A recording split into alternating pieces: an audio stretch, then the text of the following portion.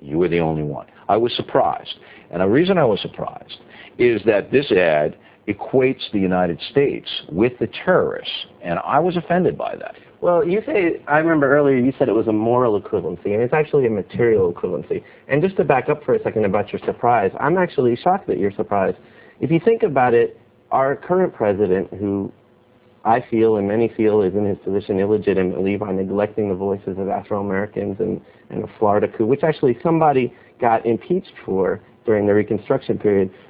Our current president now inherited a legacy from his father and inherited a political legacy that's responsible for training militarily, economically, and situating geopolitically the parties involved in the alleged assassination and murder of my father and countless of thousands of others. So I don't see why it's surprising for you to think that I would come back and want to support it. It is surprising, and I'll tell you why. I'll tell you why it's surprising. You are mouthing a far-left position that is a marginal position in the society, which you're entitled to. Right. You're entitled to it, all right? But you see, I'm sure your beliefs are sincere, but what upsets me is I don't think your father would be approving of this. Well, actually, my father thought that Bush's presidency was illegitimate. Maybe he did, but I don't think he'd be equating this country as a terrorist nation. Well, I wasn't saying that it was necessarily like that. What I'm saying is that 6 months before the Soviet invasion in Afghanistan,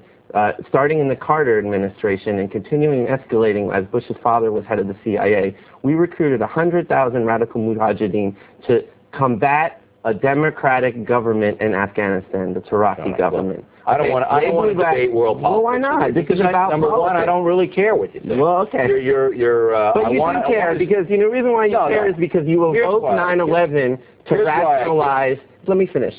You evoke 9/11 to rationalize everything from domestic plunder to imperialist aggression worldwide. You evoke sympathy with the 9/11 family. That's a bunch of crap. I've done more for the 9/11 families, by their own admission. I've done more for them than you will ever hope to do. Okay. So you keep your mouth shut. Well, you're not exploiting those people. You're not representing. And I never represent you. You know why? Why? Because you have a warped view of this world and a warped view of this country. Well, explain that. Let me give you an example. No, I'm not going to debate this with you. Let me give you an example of parallel experience. No. On September 14th. Here's the record, all right? You didn't support the action against Afghanistan to remove the Taliban. You were against it. Why would I want to brutalize and further punish the people in Afghanistan? Who killed your father? The people in Afghanistan didn't kill my father. Sure they did. The Al-Qaeda people were trained there. The Al-Qaeda people? What about See, I'm more angry about it than you are. So what about George Bush? What about George Bush? He had nothing to do with it. The director, senior, as director. He had nothing to do with it. The people that trained 100,000 mujahideen who were... I hope your mom isn't watching this. I hope your mother is not watching this. Because you... That's it. I'm not going to say any more. Okay. In respect for your father... September 14th, you want to know what I was doing? Shut up. Please don't tell me. In respect for your father, who was a Port Authority worker, a fine American, who got killed unnecessarily by barbarians. By radical extremists trained by this government. Respect not for the people of America, I'm not the people, the ruling class, the small minority. Cut his mic. I'm not going to dress you down anymore, out of respect for your father. We'll be back in a moment with more of that. We're done? We're done.